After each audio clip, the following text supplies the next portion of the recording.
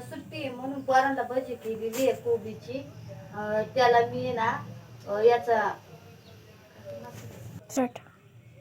आज सुट्टी आहे पोरांना. खुशीला तासात खुशी शाळेतून आलेली आहे आणि त्याच्यामुळे ना म्हटलं आता तिला गरम गरम भजी करा. कोबीची भजी केलेली आहे आणि त्याला कुणाल बाऊंचा मसाला घातलेला आहे. थोडी मिरची पावडर, अर्धा चमचा मिरची पावडर घातलेली आहे, अर्धा चमचा मीठ घातलेले आहे आणि अर्धा चमचा कांदा लसूण मसाला घातलेला आहे आणि थोडा सोडा घातलेला आहे. पोरांना मग भजी केलेली खायला ती करायची. आणि आज पोळा आहे मग सगुनीला आंघोळ घालायची. घरी बैला आणल्यात तर त्यांची पण पूजा करायची आहे. पोळ्या करायच्या संध्याकाळी. त्याच्यामुळे म्हटलं आता पटपट पोरांना जरा भजी करा. मटकी त्याची भाजी केलेली आहे आणि भाकरी केलेली आहे. नंतर मग पोळ्यांचा स्वयंपाक करायचा आहे आम्हाला. परवा दिवशी सकाळी दिली तरी ती सगळी आता पाणी काढून दिले तरी तिने बदल केले. ते आता पाणी देते काढून खायला घातल्या. आता 3 वाजून गेलं ती तिला खायचा टाइम झाला. त्याच्यामुळे तिला खायला घातल्या. आता ती खाती. 1 कप खाऊन झाला. अजून तिला 4 कप घालायचे. काय ग बाळा, कधी आली तू? आता आली. कोण कोण आलं? एकटीच आली. पुरणपोळ्या खायला आली. आमच्या पोळ्या आज म्हणून आले काय.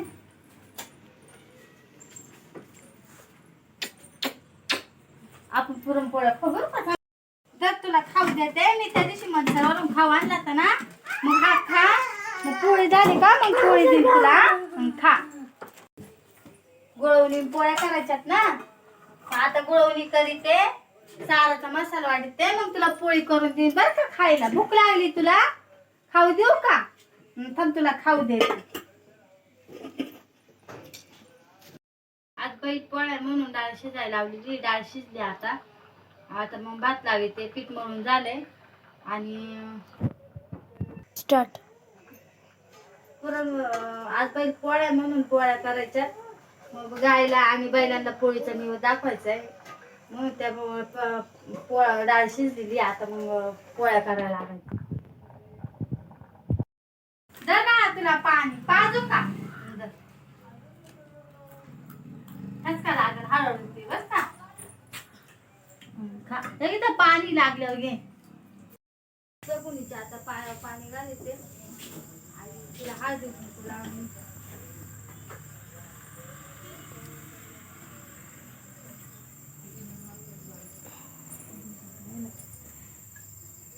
तिला आता नैवेद्य देते नाही ती खाईल. सगुनीतून आम्ही तिला देवाच्या रूपातच आमची सगुनीचं. आम्ही बैल आणलेली आहे. त्याच्या खाली बैलाच्या खाली गावाची रास घातलेली, त्याच्यावर बैल ठेवलेली आहे. आता गुढीची बैलांची पूजा करीते. त्यांना सुद्धा नैवेद्य बनवलेला आहे. मग आता तो ठेवते त्यांना.